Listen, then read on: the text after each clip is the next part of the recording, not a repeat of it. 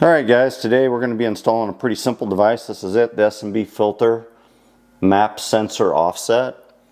Right, this is our spacer kit they call it, part number 82-1000. Right, super simple. This goes into any of the Duramax LP5s, and basically the manifold absolute pressure sensor, the way it is in the stock configuration, the sensor sits right in the middle of all the manifold soot that passes over it. And I've seen some at about 40,000 miles that they're just clogged full of soot. My truck has 10,000 miles on it, so we're gonna pull it out. I've never pulled it out. We're gonna have a look at it, and we're gonna install this sensor kit. Right, here's what it looks like in the box when you get it. Right, so you got the sensor, you got a O-ring, and you got a little fastener that's longer to actually connect the map sensor offset onto the stock manifold. All right, so pretty simple little install. Shouldn't take very long at all, but I just wanted to kind of give you an idea what's in the box. Part number you can see on there. All right, so let's get this installed and see what it looks like and see what the sensor looks like at 10,000 miles. Alright, so where's your map sensor located on the LP5? It's located right here, and 10mm bolt's going to take that off. Alright, so we're going to do that next and have a look at it. It says in the instructions to go ahead and leave the harness on there. Right, so I'm going to go ahead and do that, leave it on, take it out, have a look at it. Let's get that done. Alright guys, so I got my 10mm. I'm going to go ahead and take this off. Comes off pretty easy. Alright. Be interesting to see, right? Just how cruddy it is after 10,000 miles. Just wiggle it a little bit, get it out of there. Okay, so that doesn't look too bad. That doesn't look bad at all. I think I'll spray it down a little bit just to say I did, but you know, that's I mean, it's got stuff on it, right? Like, you know, it's on my hands for sure. In fact, it's got quite a bit more than I thought, but I'm gonna go ahead and spray it down and then clean this up a little bit, and we'll finish the rest of this assembly. Okay, I'm gonna go ahead and put some mass airflow cleaner, just spray it out a little bit here.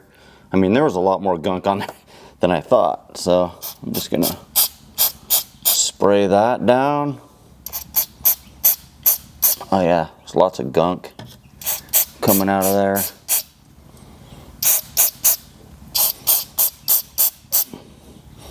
Might as well give it every opportunity to be clean, right? That looks better. Okay. All right, so we got that done. Just wipe that down a little bit. And yeah, it was, like I said, a lot dirtier than I thought it was. But there you go. Got it all cleaned up. Well, you can see that, right? Looks like a brand new sensor. Perfect, that's what you want. Okay, so I just want to have a really good look at this.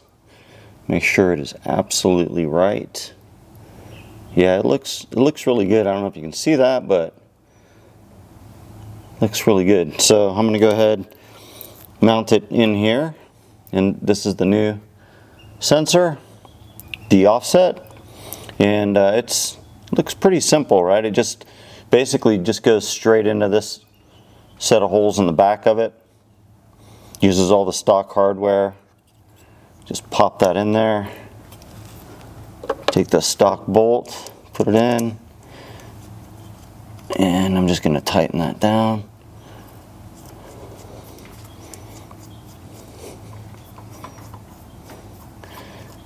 Very simple, very simple. And the instructions are really good that come from the S&B on this. Okay, I'm going to torque it all down a little bit later. Just want to get that on there, see how it looks. And there you go. All right. Next step is to go ahead and put it on here. Alright, so just want to make sure I'm going to line all this stuff up first. There's a little, another O-ring that I still have to put on. I just want to make sure. So that's how it's going to look. And I'm going to put a little oil on that O-ring just to make sure it's nice and lubed up. So that bolt sticks out the back a little bit. I guess that's okay. Doesn't seem to be hitting anything. Alright, so let me get that O-ring on there and we'll finish it up. So just before I put this all back on, just so you guys know kind of how this works, and I don't know if you can see it that well, but essentially, you know, the sensor's now going into this offset, and so when it's getting the manifold pressure through here, it's feeding it up into this hole here, right? And the sensor's on the other end of it. So all that soot's going through, crossing over this opening and not hitting the sensor. So that's the magic behind it, just so you guys know. So yeah, we're just about done with this install. Okay, so I put that O-ring in there, you can see it. I put a little bit of oil on there, but you do have to push it right in there and make sure it's seated real good. All right, so it seals, and then it just sits right on there.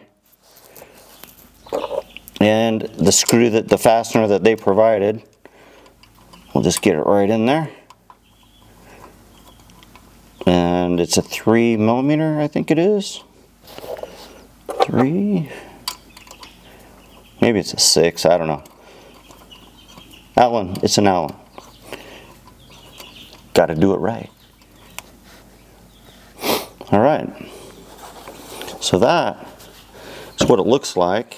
And I'll get you a close-up view of this, but super easy. Like I said, I'll torque it all down, make sure this is all tight and isn't going anywhere. And then I think we're going to call it good. Okay guys, there it is. Final install.